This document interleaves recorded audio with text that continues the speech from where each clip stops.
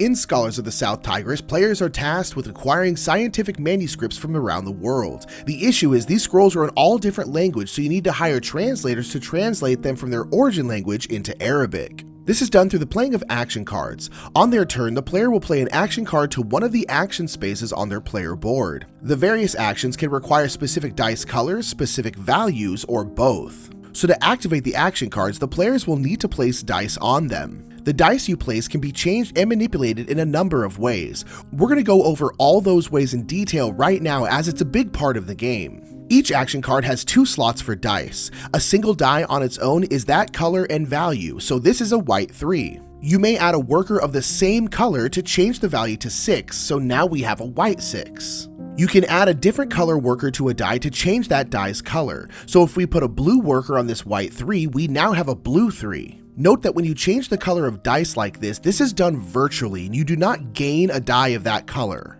You can add up to 2 workers per die, so we could add a white worker to this white 3 to make it a 6 and a yellow worker to make it a yellow, so now we have a yellow 6. Note that you cannot add 2 primary color workers to one die to make it a secondary color die. But we can add 2 dice to each action and their colors and values combine as well. So if we had a blue die and a white die, the primary color takes precedence and we combine their values, and so now we have a blue 5. If you had a purple die and a yellow die, the combined die would be purple as the secondary colors take precedent over the primary colors. If we have a yellow 2 and a blue 1, we combine them to make a green 3. If you have 2 secondary colors like purple and orange, you get to choose which one of them the final color will be. And all of this can be mixed and matched together with workers and dice. So we could take a white 2, add a yellow worker to it to make it yellow, and add a blue worker to a red 6 to make it blue, and now we have a green 8. We could add a white worker to this white 1 to make it a 6, then add a red worker to make it red, and then add a blue worker to this blue to make it a blue 6, and now we're left with a purple 12. Basically what I'm getting at is there's a lot of different ways to manipulate your dice. Okay, now let's go over the actions. The first action is the recruit action. This action only cares about the value of dice. At the top of the board are 8 translators, and beneath them is the value needed to employ or dispatch them.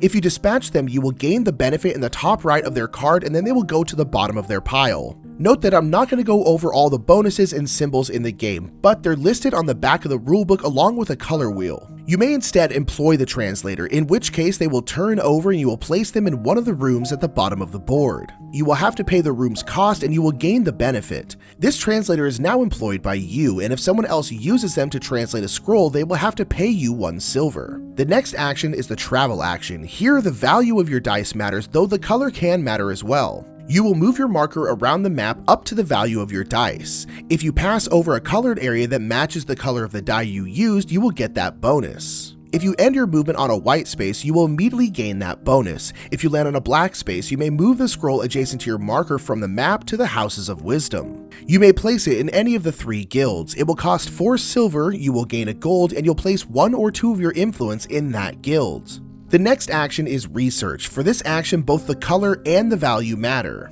There are 6 fields of science that you are gathering scrolls for: mathematics, physics, chemistry, philosophy, biology, and astronomy. You will bump the track matching the color of the die on your action, and the value dictates how expensive that is. For value 1, you simply gain a worker and a silver. For 4+, you will pay a gold to bump the track and gain 2 silver. 8+ is the same except you don't have to pay a gold.